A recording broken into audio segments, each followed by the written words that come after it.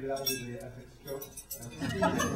Anyway, my career as a biologist ended rather abruptly as a junior in high school, where I attempted to do a major scientific breakthrough by attempting Pavlovian conditioning on the organism known as the slime mold. As you might imagine, it was a complete failure, and I was advised to, because I had such a tenuous grip on reality.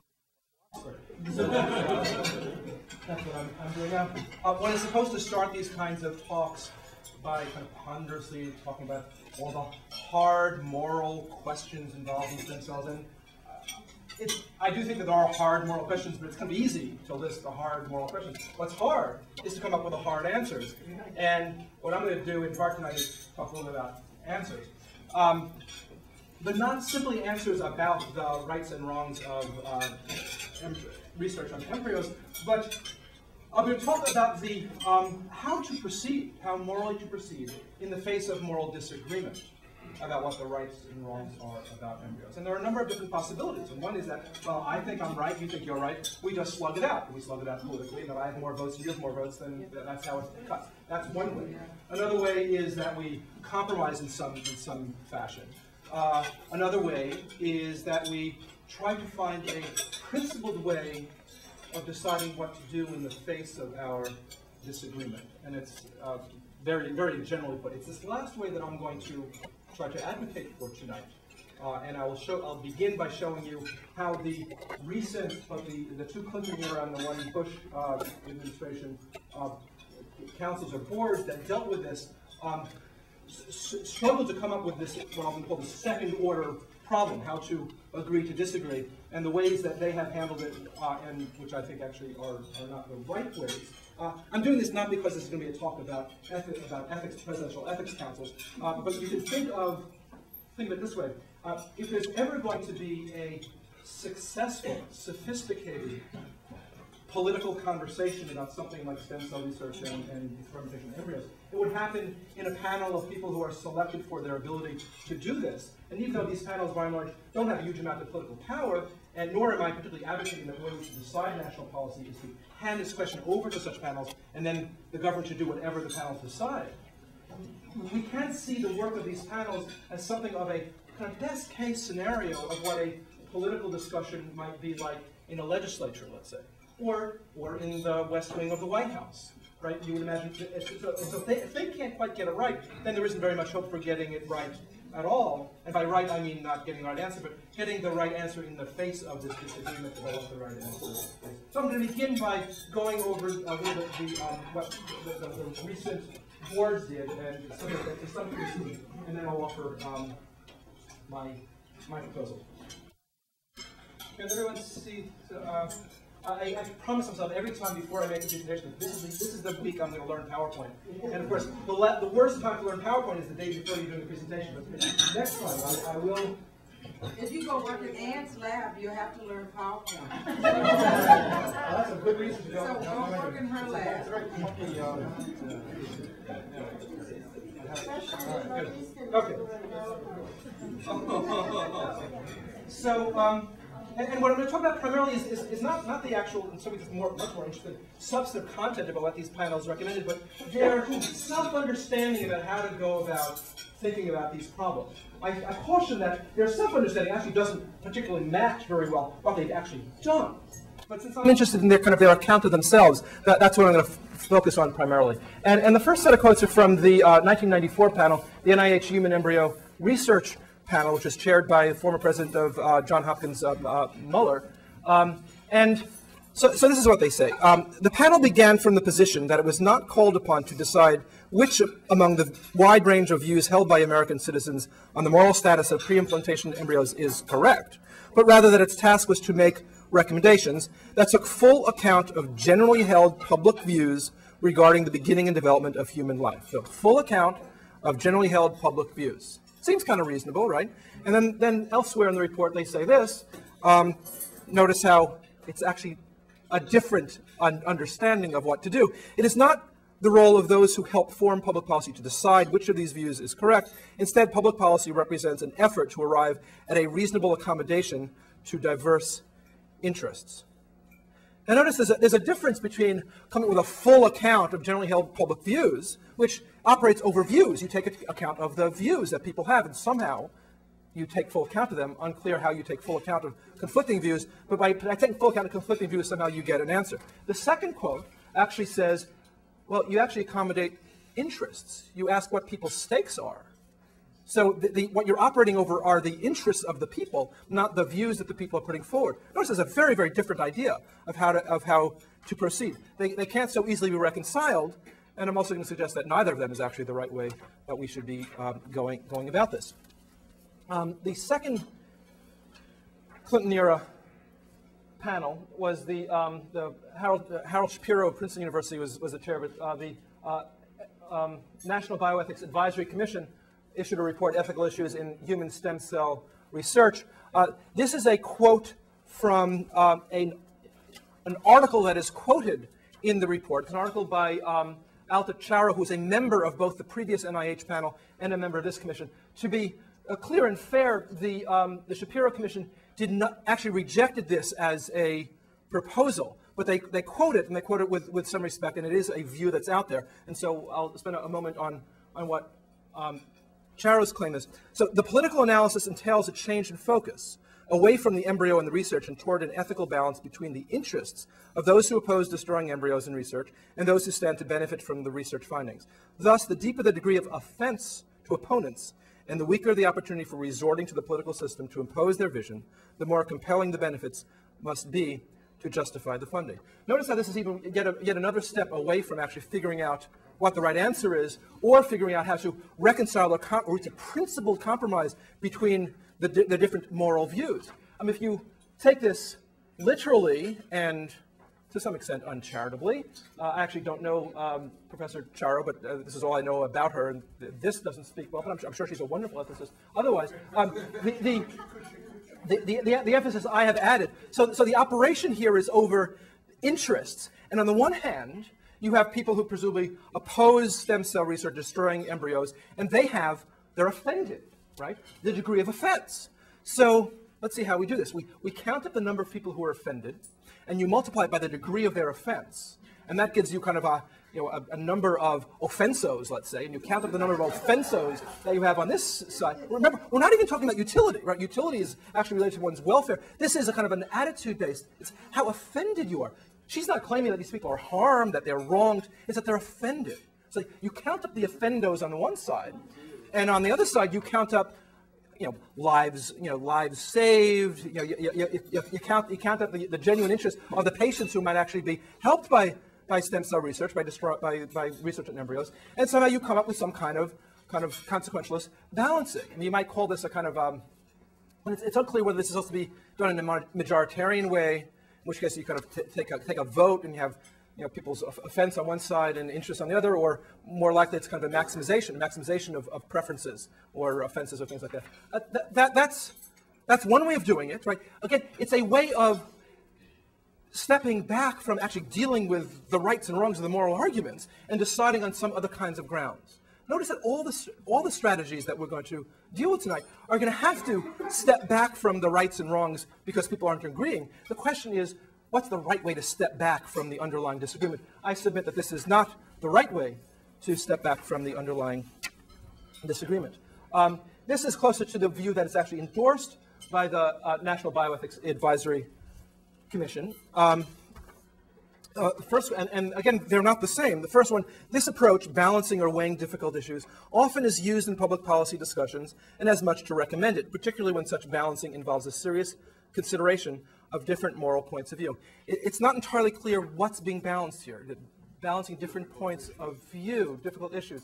By the way, I should have said this from the beginning. Stanley reminds me. I'm a philosopher. Philosophy is done by talking and arguing. So, you've already given me a 5-minute head start. That's really all I need. If you've got questions, go ahead and just ask them. It's my job to keep on track. It's your job not to derail me, but to make sure that I'm being clear and I'm answering your questions.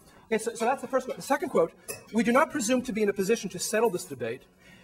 Everyone just continually seems to make believe that you can't actually settle this debate. We'll get to that in a moment. Why can't, again, asking hard moral questions. How about some hard moral answers? But we'll get to that in a moment. We do not presume to be in a position to settle this debate, but instead have aimed to develop public policy recommendations that are formulated in terms that people who hold different views on the status of the embryo can accept. Now, I think this gets it right. I think the second formulation is a very, very deep insight.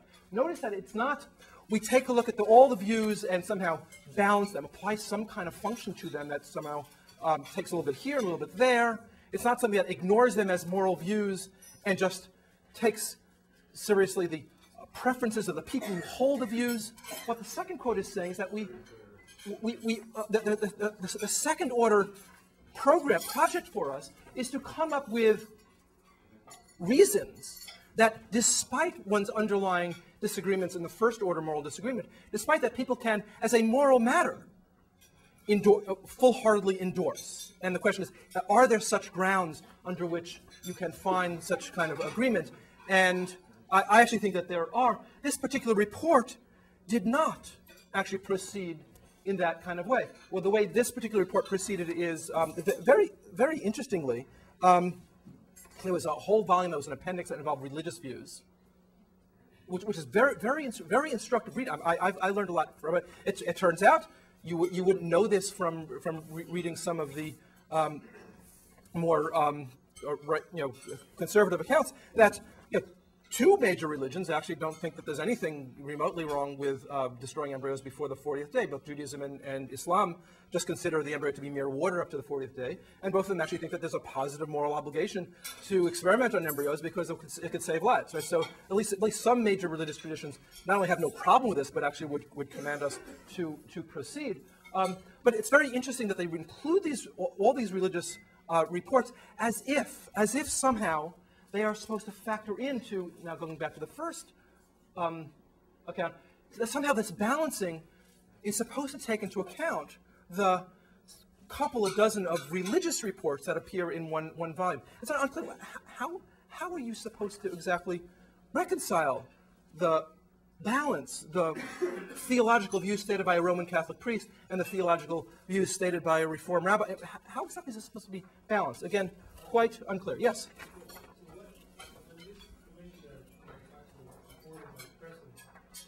How much the religious views are taken into consideration to be chosen to be part of this?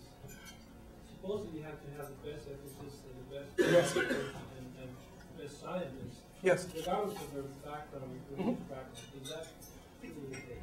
Is it truly? Well, I'll get to that in a moment. So these panels include people who have deep religious conviction. It is very telling, actually, that when they actually write their reports, even when they write their dissents, right? This particular volume that I'm talking about explicitly solicited religious views. So people said, well, the Talmud says this and the Quran says that. That's what they were asked. But when rabbis and priests and ministers sit on these panels, they actually understand that they need to present their arguments in non-theological terms. Now, sometimes the arguments that they present are simply puppets that are manipulated from below by their theological convictions, and often you can see that. But some of them make a good faith effort to try to, and this is what the natural law tradition is employed by Roman Catholics, they try to present reasons that they believe are moral reasons for people who aren't adherents to their faith. So there actually is a, part of the pun, good faith effort on the part of clergy who participate in this panel to not present arguments that are narrowly sectarian. But the question for us is they understand there's a criticism in presenting narrowly sectarian arguments, which is they can't reasonably expect their fellow citizens who don't profess that faith to take that as a reason to be subjected to coercive government control, which all government law is. But they do think that the reasons they do offer are good enough grounds. And part of my argument tonight is going to show how many of the arguments that are offered for the regulation of stem cell research are more like explicit sectarian religious arguments than the people who put them forward actually think. This is, again, quotes from the National Bioethics Advisory Commission. Excuse me? Focus. And it's not that you want me to focus, but you want me to focus the... Yeah. Okay. Yeah. Is that better? Okay. Yeah.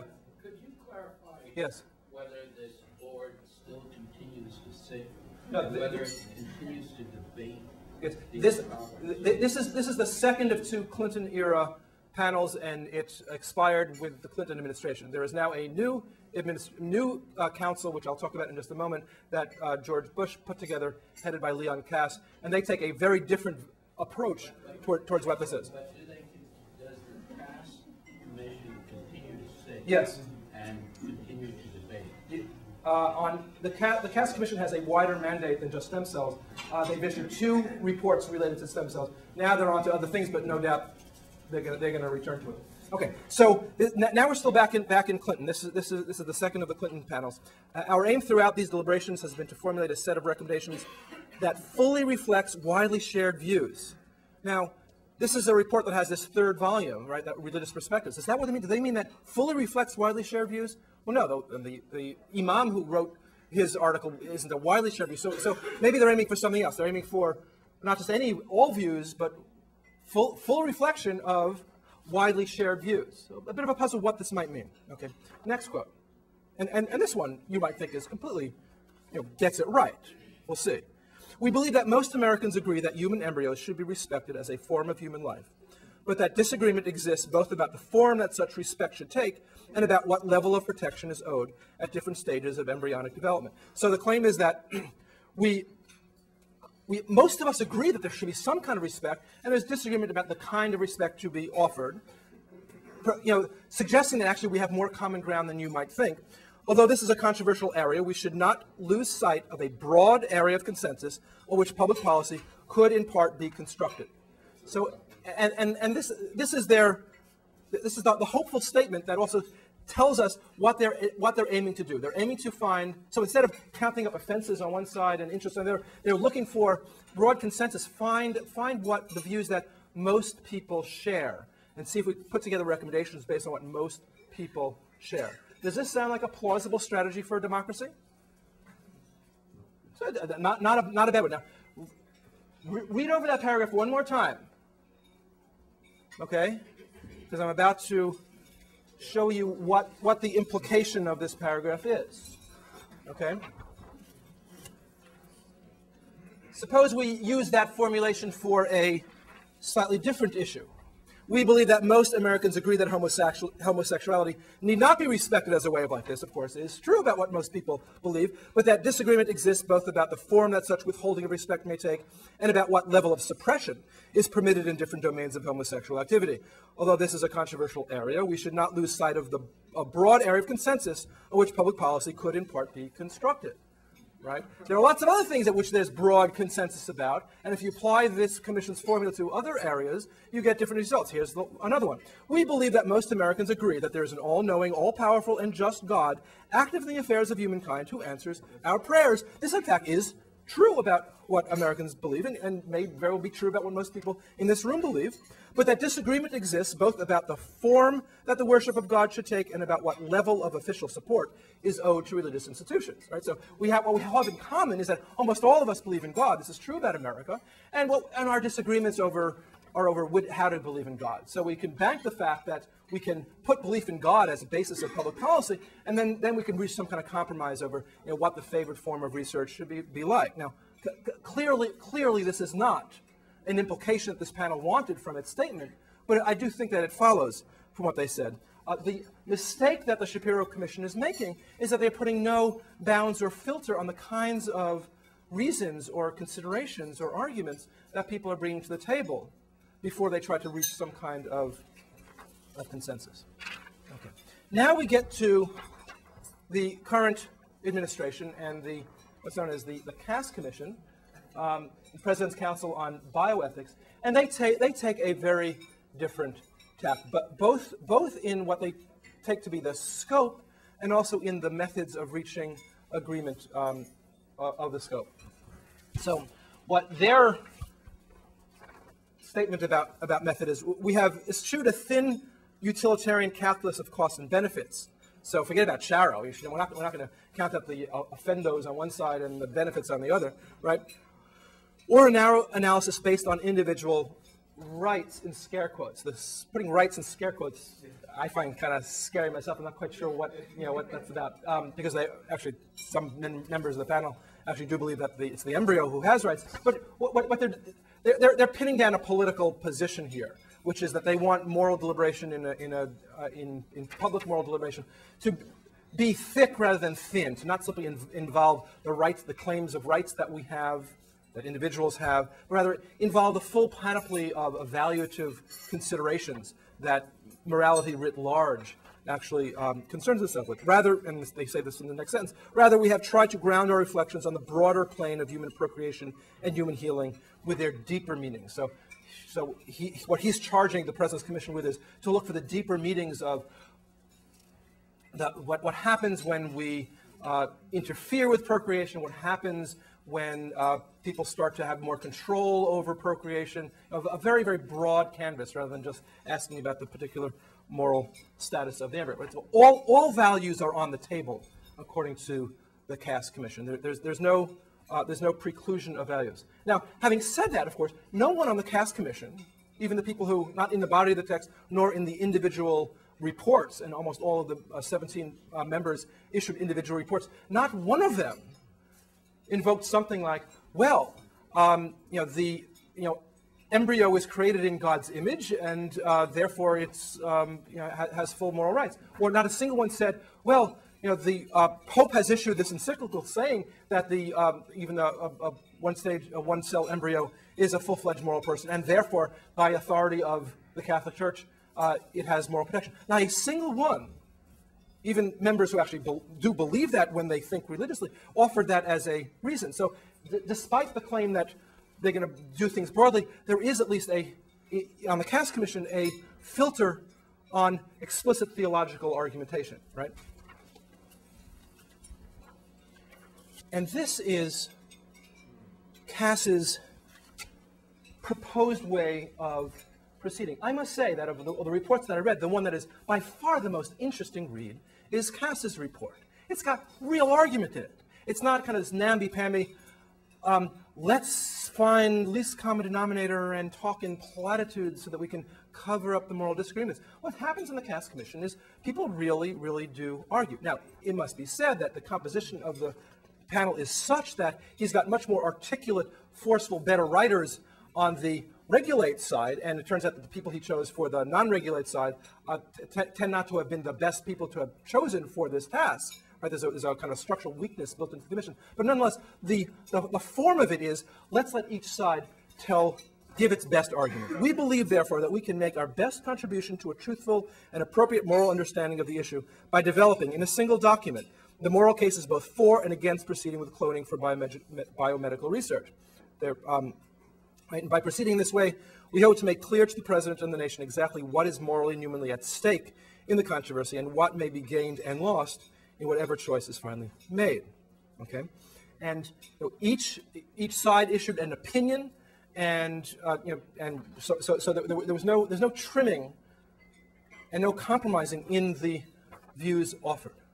Well, then, how can the Cass Commission actually come up with a recommendation if what's it comprised of is the full-fledged arguments on one side and the full-fledged arguments on the other? And let's say they talked about it, and so they wrote these things after their discussions, but in the end what you have is the strongest argument on the one side and the strongest argument on the other. How do you resolve such a difficulty? Is that a reflection of society? Huh? Isn't that a reflection of society? It may very well be. So the previous reports claimed, perhaps Pollyannishly, that we can find the consensus value. The Cass Commission understands actually there are different views. There are serious views. There are conflicting views. They are not reconcilable views. But now we have a report that has different views. What do you do? Well, here's what the Cass Commission does. Yes. But isn't in that quote Let me put it back up. Yep. isn't it basically left to the president to decide? I mean, yes, they're but putting the two sides out, yes. and they're going to him as judge and saying, okay, you decide. Here are the arguments.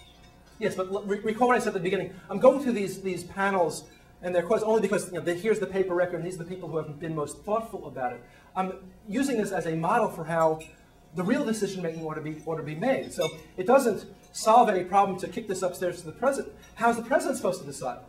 Is Cass empowering the president to simply choose one side on no grounds whatsoever other than it comports with his prior views. Is that what Cass is doing? Then you could have skipped the whole commission. You could have simply, President Bush calls up Leon Cass and says, hey, Leon, I need a commission. And Leon should say, Mr. President, in the end, what the commission is going to recommend is that you should follow your moral views. So we could all save a lot of time, right? So I'm going to take this seriously as a genuinely politically authoritative political procedure, even though these things are just advisory, because one can imagine an authoritative commission, a Senate, right? You can imagine an authoritative body going through some process or another. You have to, and the question is, what sort of process should they go through? Yes. This is a traditional model, right? You can't go through a court case without having a judge and jurors hear the evidence. Yes. Where those cases are presented. So, well, it's a judicial model, but instead of this being the appeals court, these are just the two lawyers. I'm not sure that's what we want of our ethics commissions, right? That's the judicial model. You have two lawyers making a case. And who's supposed to make the decision? And who's the judge? The judge is the president. The judge? His advisor. Yes. Okay. Well, I don't think there is a jury. I don't think this is what people. There's no jury. There is no jury. There's no jury. There's a political decision to be made at the end. Right? I think what people expected out of these commissions is that they would make a recommendation, and that comes after. And it was two different people. One probably was just a retirement. The other one was a scientist who was very aggrieved about the fact that she was forced off because she was outspoken in favor of stem cell research. But that happens after this report, and I'm not going to comment more about that. So here's what Cass does. He votes. Yeah. Okay. So red states and blue states. So, and not only do they vote, but the vote involves log rolling and strategic calculations, as you would expect in any legislature not on an ethics board. To his credit, it's all out in the open. You see exactly what he's doing. So he lays out for us what the first best view is of the 17 panelists, right? And if you ask them if you could decide today you didn't have to compromise with anyone, what would you want? And 7 were for permitting this destruction of embryos to establish stem cell lines right now with regulation. 7 were in favor right now of a permanent ban, and there are only 3 out of 17 who wanted a moratorium. That must be surprising to those of you who haven't paid very close attention, because what most people think is that what the Cass Commission recommended was a moratorium. How do you get there? The way you get there is the 7 people who support a ban, right, appealed to the 3 people who wanted a moratorium, and did that in a way that the 7 people who wanted to permit now couldn't quite appeal to the 3. So if the 7 who wanted the ban insisted, we're going to go for a ban, and moratorium was off the table, it would have been 10-7 in favor of permit now with regulation. And maybe the permit now people would have kind of made the regulations a little bit tighter. Right? Instead, what happened was that the ban people said to the moratorium people, hey, you know what? A moratorium is better than nothing, so we will support as a policy proposal a moratorium, and you get this outcome: 7 permit now and 10 want a moratorium. Again, there's nothing sleazy or hidden about this. It's there in the report. When you read the individual statements of something like 14 to 15 out of the 17 panelists wrote individual statements, they say explicitly, these 7 say explicitly, oh, I wanted a ban. Here are my reasons for wanting a ban. But in light of pragmatic considerations, the best that we can get is a moratorium. So I sided with the people who wanted a moratorium in order to make that the majority outcome. So what's abstracting away from an ethics commission? Let's take this as a more general model of political decision. Right? The Cass model is you have a moral disagreement, you have a moral argument, which they did. I mean, there's very, very interesting arguments made on the council, and very interesting arguments appear in the report. You try to convince each other, first order moral considerations. Maybe you succeed, maybe you don't. The woman who was forced off the board, who was a bench scientist, claims that in fact this 7 permit now actually increased over time, that the scientists on the board, there were 3 or 4 bench scientists on the board who were from the beginning very in favor of no restrictions on research, and they convinced some of the philosophers, right? So the number 7 actually increased over time. There was changing of minds. That's what you'd expect of a serious moral conversation, that some people's minds would change. But in the end, after we've changed our mind after deliberation, what does Cass recommend? Cass recommends that the more powerful side wins, right? If this were the U.S. Congress rather than an ethics commission, then the recommendation would be debate it seriously, take the arguments seriously, but there is no second-order substantive solution. There is no principled compromise. This isn't, of course, a principled compromise. It's not an unprincipled compromise, but it's just a pragmatic. It's a pragmatic compromise. It's not as if I took into account your moral point of view, and as a moral matter, I conceded to your point of view for the sake of civic peace. It wasn't anything like that at all. It was just, hey, we need to make a decision, and a moratorium is better than permit now, so we'll give you our votes, right? So the Cass proposal of what to do in the face of moral disagreement is you argue, and then you slug it out. You argue, and then you vote. May the strongest party win. Right? There's no reason to think that there is a second-order moral platform from which you can judge the first-order moral disagreement and say, what should we do in the face of moral disagreement? What's that? Yes? Wasn't the mandate that President Bush, when actually formed the commission, that they have to come to consensus? Wasn't that part of the mandate? You know, I don't actually know what Bush had asked them to do, but it's clear that Cass did not do that. And you know, I'm thankful for him for not doing it, because it made for a much more, when you read these 3 reports, the first 2 are complete snoozes. They're completely plain vanilla. There's nothing interesting going on in them. In the Cass report, there's something very interesting going on. We may not like what's going on, but it is, in fact, interesting. So, more generally, we have a few models before us about what to do about moral disagreement. The first decision, the first line you might think of as kind of an institutional way of doing things up. You might say that certain kinds of moral questions ought to not be decided by democratic processes, but ought to be decided by something like a Supreme Court, right? So it's a matter of law, right? And there should be constitutional experts who decide these things, and these are the things this is something that ought to be taken off the moral agenda, or taken off the democratic agenda. Of course, you can take something off the democratic agenda on one side or the other. You could preclude it by establishing by judicial fiat the rights to the embryo, or you could preclude it by establishing the rights of the patients. Right? This completely mirrors the abortion debate. There's something that pro-lifers and pro-choicers completely agree about. Right? Both pro-lifers and pro-choicers in the abortion debate agree that the U.S. Constitution ought to decide this thing. It's just they disagree about which way the U.S. Constitution ought to decide this thing. Right? So one way of settling contentious matters is to leave it up to the courts. Right? Or you can decide we're going to leave it for democratic decision. Of course, it's not the case that just because you leave it for democratic decision, that the only way to settle it is by counting noses and just decide based on your interests or for whatever reason you care about. Right? And this is a very important point that I want to make. Even if it is up to you, even if you have the authority to vote on something, even if you have the authority to decide something, it doesn't mean that your decision is, morally speaking, arbitrary, that you can decide on any grounds at all. And it isn't the case that you are morally permitted to decide based on the grounds of your self-interest. There may be further substantive principles that constrain the way that you should decide, even after we have agreed that it should be decided democratically. So Cass has his solution. We can call it majoritarian moralism. You hold to your first-order moral view, and then may the strongest party win. Right? There's a view which I actually didn't put up here, which you could call preference maximization. That was the Alto-Charo view, which is you have some policy analysts count up the offerendos on one side and the benefits on the other side, and you decide it that way. Again, not reconciling the underlying disagreement, just kind of counting it in some way. We can, which seems to be the Clinton era reports, the Miller and Shapiro. It should be Mueller. The Mueller and Shapiro reports sought some kind of principled compromise or accommodation.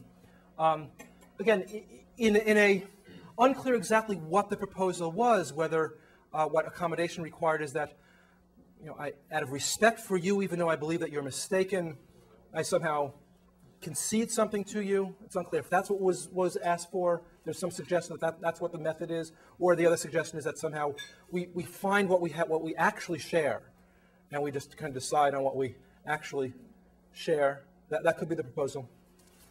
I'm going to propose a third option. It's not mine. It actually comes from a man who I believe is the greatest political philosopher of the 20th century, John Rawls, and it's an approach that he calls the approach of public reason. And in a nutshell, what it amounts to is that when we face a moral disagreement, what we then have to reach for is the kinds of reasons that are acceptable in public discourse. And the reason we need to do this is out of respect for each other as citizens. Okay? I will not coerce you unless I employ grounds for this coercion that you, as a fellow citizen, could reasonably accept. Not actually accept, right? It's not that you need unanimity, but that the reasons that I employ have to be reasons that respect the fact that you are a full-fledged, first-class fellow citizen with me. Okay? We have our very strong intuitions about what it would be like if a powerful faction imposed upon us their religion. We wouldn't simply say they're mistaken, that's the false religion, right? We would, nor would we simply say we're being treated unfairly. Our resentment would be even deeper, because when the government comes to you and says, we're going to legislate based on our narrow sectarian religious views and use public coercion in that way, that makes us rightly believe, rightly feel that we've somehow been disenfranchised, that we're actually not being treated as full-fledged citizens. Right? So there are different ways in which one can get this wrong. You could simply be incorrect on the substance of the matter. Or you can be incorrect in employing the wrong kind of reason, which is kind of a further offense that you can give to someone. Here's some quotes from Rawls. So he takes as his initial problem, how is it possible for there to exist over time a just and stable society of free and equal citizens who remain profoundly divided by reasonable religious, philosophical, and moral doctrines? This he takes as the original problematic. By what ideals and principles then are citizens, as sharing equally in ultimate political power, to exercise that power so that each of them can reasonably justify their political decisions to each other? Right? One way of understanding this is that, think of the core question of political philosophy, which is, I'm free, and I want to stay free. You're free, you want to stay free. We keep bumping up against each other, we have to create laws. Laws are coercive, we have to restrict our freedom. What justifies this mutual coercion? What justifies this mutual coercion has to be that in some sense, we understand each other as rightly the authors of this mutual coercion, even if it turns out that on this particular issue, I lost. If this particular tax cut is not something that I wanted, right?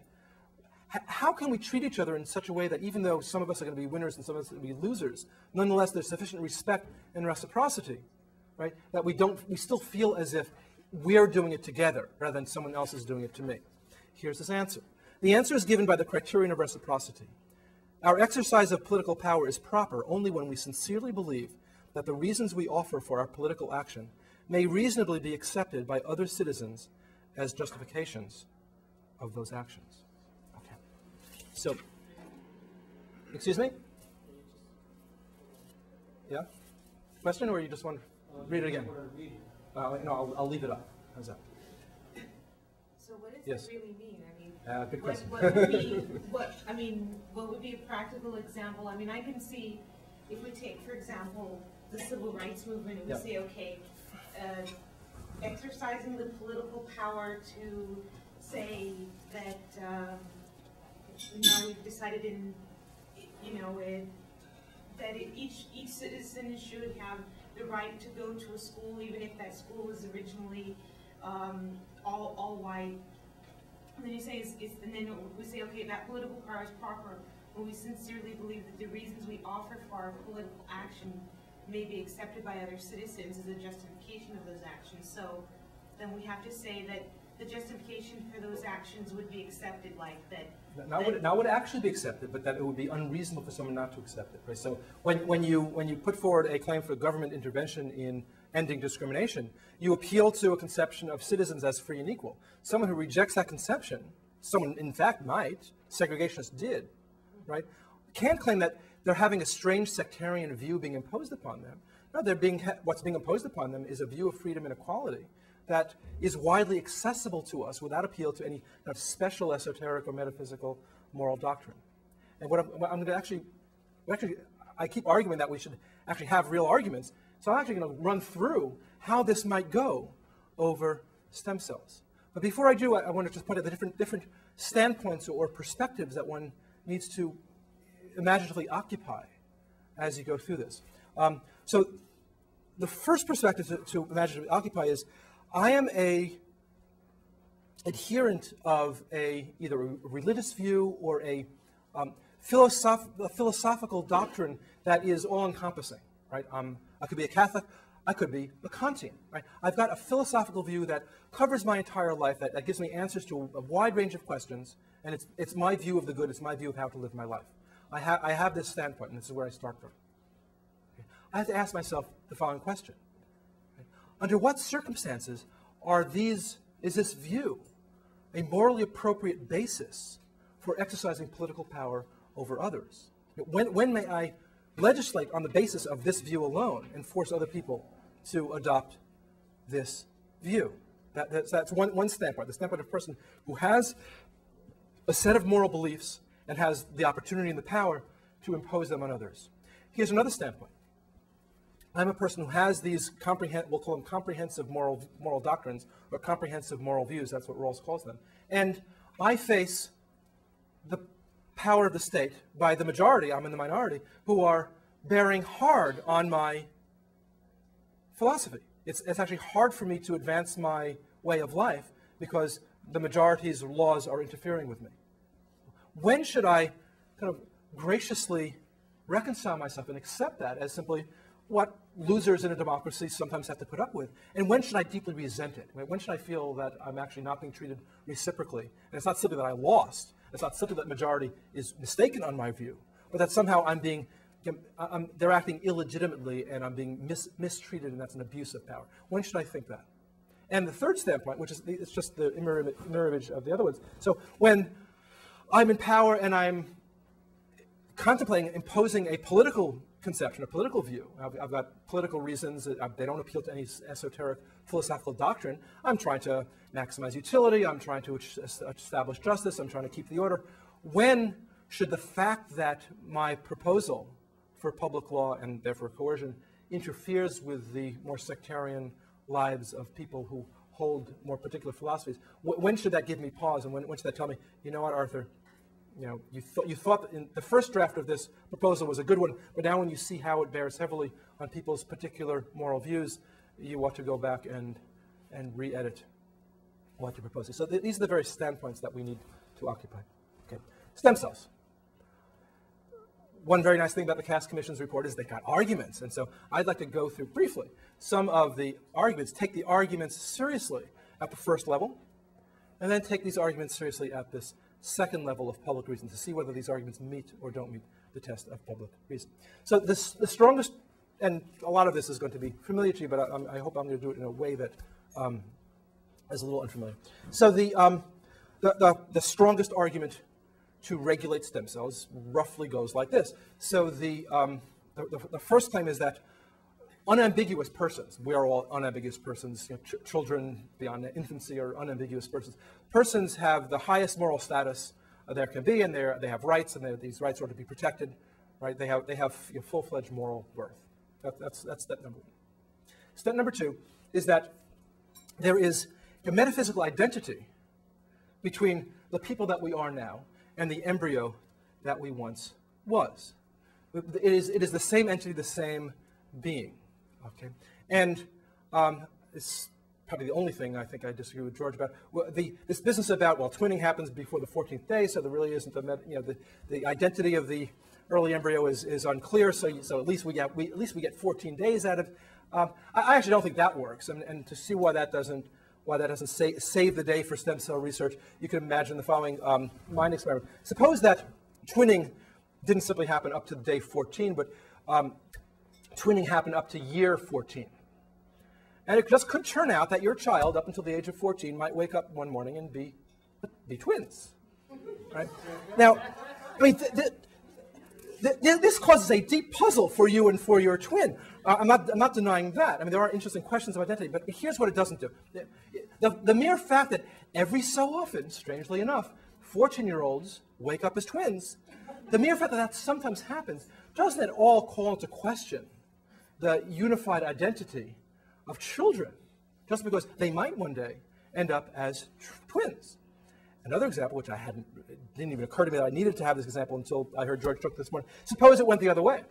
Suppose that I'm the father of 7-year-old twins, and suppose it were the case that up until my daughters are 14, if they sleep in the same bedroom, it could happen, very rarely, but it could happen that one morning they wake up as one.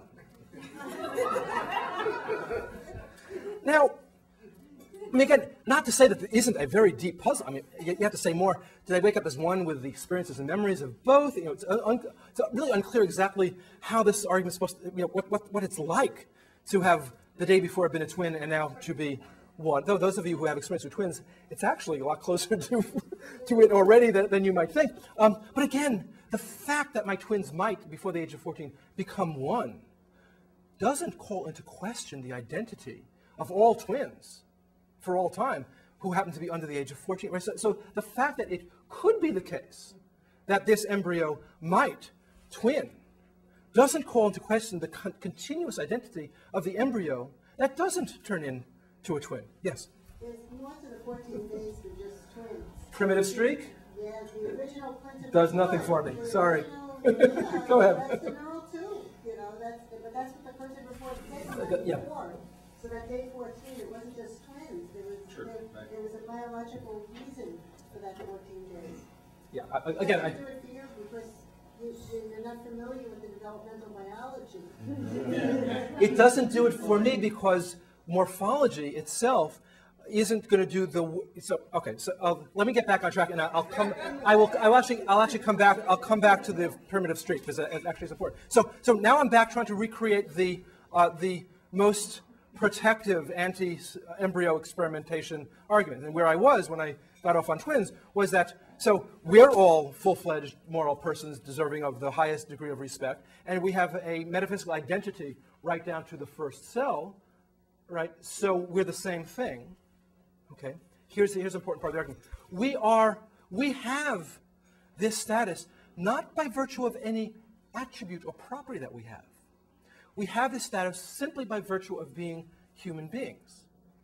Therefore, the fact that the embryo doesn't have sentience, doesn't have cognition, doesn't have reflection, doesn't have, you can up the cognitive properties until you actually get people who are really smart. But since the early embryo has nothing, right? You might think that not having these properties means that it's a creature of lesser moral importance or lesser moral worth. No, this argument is there's a metaphysical identity to who we are now, and we have our status not in virtue of our properties, but just in virtue of our humanity.